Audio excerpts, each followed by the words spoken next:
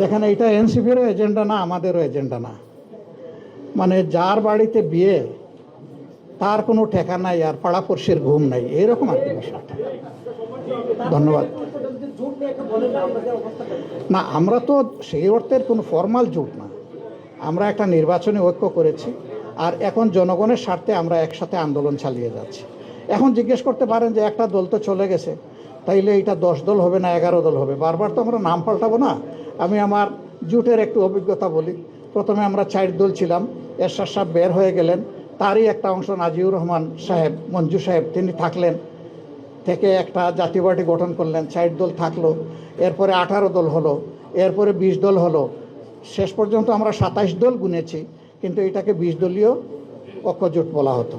তো এটা একটা ব্র্যান্ড, এখানে মাঝে মাঝে কারো ডিফারেন্স অফ অপিনিয়ন থাকতেই পারে, আমরা তো কাউকে আসলে জোর খাটাতে পারি না, এই অধিকার আমাদের নেই। গণতন্ত্রে তার প্ল্যাটফর্ম চয়েস করার অধিকার প্রত্যেকেরই থাকবে, তবে আমরা চেষ্টা করব দেশের বৃহত্তর স্বার্থে এই ঐক্যকে আরও শক্তিশালী এবং সংহত। বার্তাটা হচ্ছে যে আমরা হাতে হাত মিলিয়ে সবাই ঐক্যবদ্ধ আছি। আলহামদুলিল্লাহ আমরা হোমওয়ার্ক শুরু করেছি, তবে এখানে অবশ্যই আমরা শরিক দলের যারা আছে সকলের পটেনশিয়ালকে শুধু আমরা কাজে লাগাবো না, হোম অ্যান্ড অ্যাব্রোড বাংলাদেশের জন্য যে রিসোর্সগুলো আমরা দরকার মনে করব তাদেরকেও এখানে যুক্ত করব ইনশাআল্লাহ।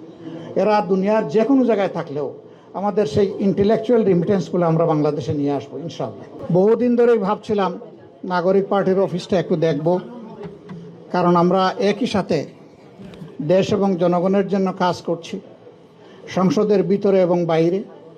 বিগত নির্বাচনে একসাথেই আমরা লড়াই করেছি, সহযোদ্ধাদের পরস্পরের পাশে থাকা, দাঁড়ানো, সুখ দুঃখের অংশীদার হওয়া, একসাথে চলা, এটি হচ্ছে গণতন্ত্রের সৌন্দর্য। তো আজকে সেই সময়টাই হাতে এলো, এই জন্য এখানে আসতে পারে আমি আল্লাহ তাআলার দরবারে শুকরিয়া আদায় করছি, আলহামদুলিল্লাহ।